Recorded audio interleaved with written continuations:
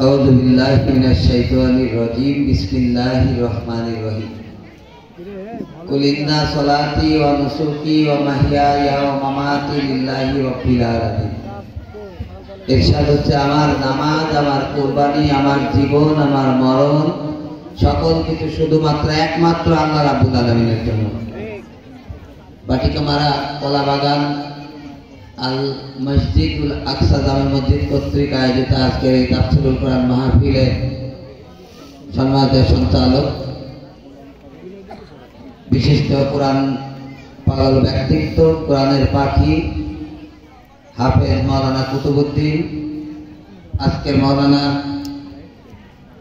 তাফসীর মাহফিলে সম্মানিত প্রধান আলোচক, সুদূর পাবনা থেকে আগত জনাব মাওলানা আল বিলালি সাহেব, মঞ্চে উপবিষ্ট আজকের বিশেষ বক্তা আমার স্নেহধন্য হাফেজ মাওলানা আব্দুল সালাম বিন ইউসুফ, মঞ্চে উপবিষ্ট উলামা ইকরাম, আমার সামনে বসা পিতৃতুল্য মুরব্বিয়ান ইকরাম ও যুবক ভাইয়েরা, পর্দার অন্তরালে মা ও বোনেরা, আসসালামু আলাইকুম ওয়া রাহমাতুল্লাহি ওয়া বারাকাতুহু। আপনারা সবাই ভালো আছেন তো? যারা দাঁড়ায় আছেন তারা বসলে ভালো হয়, কারণ বক্তার বক্তব্য জনগণের উপস্থিতির উপরে আকর্ষিত হয়। ভালো বক্তার বক্তব্য হয় জনগণের উপস্থিতির উপরে। যারা দাঁড়ায় আছেন তারা বসলে মাহফিলের আদব রাখতে হবে। প্রিয় উপস্থিতি, আমি অল্প কয়েকটি কথা বলবো। আজকের অনুষ্ঠানের প্রধান অতিথি আমাদের সকলের শ্রদ্ধেয় ব্যক্তিত্ব, আমরা তাকে রাজনৈতিক উস্তাদ মনে করি। তার অসুস্থতার কারণে তার দায়িত্ব তার সন্তানকে পালন করে যেতে হয়েছে। আমরা দোয়া করি আমাদের ওই ভাইকে যেন আল্লাহ সুস্থ করে দেন এবং তার দায়িত্ব সেই যাতে পালন করতে পারে। আমরা আমাদের প্রিয় ভাই সামান সাহেবের জন্য দোয়া করি। প্রিয় উপস্থিতি, আল্লাহ পাক ঘোষণা করেছেন যে আমার নামাজ, আমার জীবন, আমার মরণ, আমার সকল কিছু কার জন্য? আল্লাহর। আমরা নামাজ পড়ি কার জন্য? তাহলে নামাজের ঘর মসজিদ কার জন্য? আমাদের জন্য। আল্লাহর ঘর আমাদের নামাজ পড়ার জন্য। ওই মসজিদ যদি সুস্থ থাকে আল্লাহর কাছে দোয়াও সুস্থভাবে যায়, তাই না? একটা মসজিদ ওই এলাকার মানুষের জন্য কিয়ামতের জন্য সাক্ষী হবে যে এই মসজিদে কারা কারা নামাজ পড়েছে আর কারা কারা নামাজ পড়ে নাই। প্রিয় উপস্থিতি, আজকালকে একটা দুঃখজনক বিষয় হচ্ছে মসজিদে কাজ হয় না, দোয়া অনুষ্ঠান অনেক, মা বাবা বলে দোয়া অনুষ্ঠান অনেক টাকা খরচ করে করা হয়। জীবনে নামাজ পড়ে না, বাবা মা জমে গেছে দোয়া অনুষ্ঠান করে। বাবা মার জমে গেছে দোয়া অনুষ্ঠান করার চাইতে ও যদি একবার নামাজ পড়ে আল্লাহর কাছে হাত তুলে দোয়া করে তাহলে সেই দোয়াটা সবচাইতে আগে কবুল হয় না? ঠিক তেমনি ভাবে জমি বেঁচে দোয়া অনুষ্ঠান না করে ওদের কয়েকটা ইট কিনে আপনি মসজিদে লাগান। মসজিদে যতদিন ওই ইটকান থাকবে আপনার বাবা মার জন্য ততদিন পর্যন্ত সোয়াব লেখা হতে থাকবে। আমার জীবনের একটা ঘটনা, যখন উপজেলা ভাইস চেয়ারম্যান ছিলাম, মাগুরার শ্রীপুর হাসপাতালে আমাদের এই এলাকার একটা মেয়ে, ওখানে বিয়ে হয়েছে, চিকিৎসাধীন অবস্থায় মারা যায়।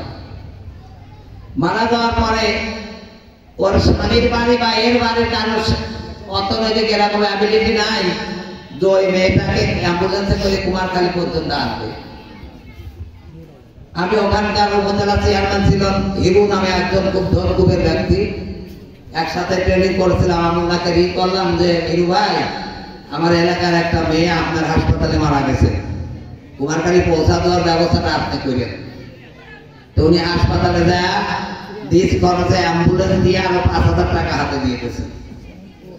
ওনারা নিয়ে এসে দাফন কাফন করার পরে এলাকার মানুষ বলেছে যে তোর মিয়ার জন্য দোয়া অনুষ্ঠান করলি নে, মিয়াটাকে জাহান নামে দিবি নাকি?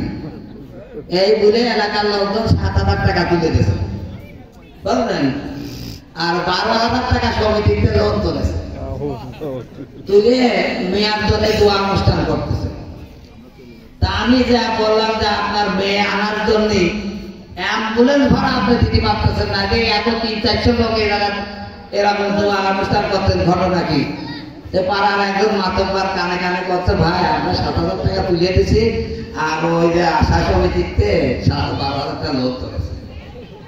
তা আমি বললাম যে পাটনার পাগলা গারোতে একজন বড় অফিসার আসবে, সব পাগলদের সাবধান করে দিয়েছে, সব ঠিক মতো থাকবা কিন্তু।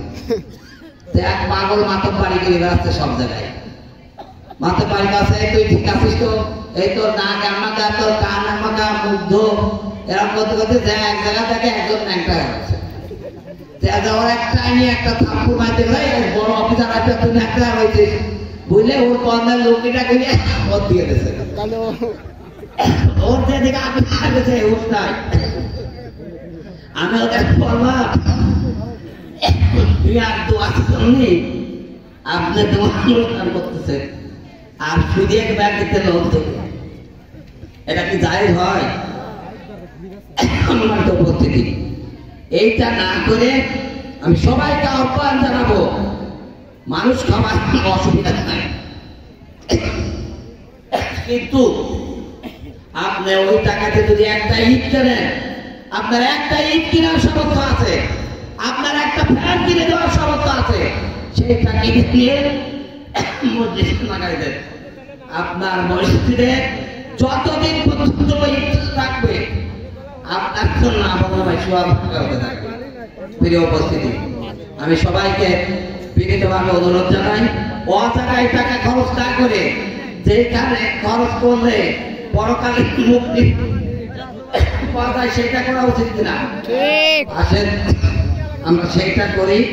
আল্লাহ পাক রব্বুল আলামিন আমাদের সবাইকে সেই তৌফিক দান করুন। আপনারা কষ্ট করে এসেছেন, এর জন্য আল্লাহ যেন উত্তম জানা দান করে। এখন প্রধান বক্তার বক্তব্য আপনারা শেষ পর্যন্ত শুনে তারপরে বাড়ি যাবেন ইনশাআল্লাহ, নাকি? আসসালামু আলাইকুম। আমার একটু ঠান্ডা লাগছে, যার কারণে কথা বলতে একটু কষ্ট হচ্ছে। আল্লাহ যেন আমাদের এই তাফসীর মাহফিল থেকে আমাদের সবাইকে উত্তম জানা নিয়েই বাড়িতে ফেরার তৌফিক দান করেন। আমিন। আসসালামু আলাইকুম ওয়া রাহমাতুল্লাহ।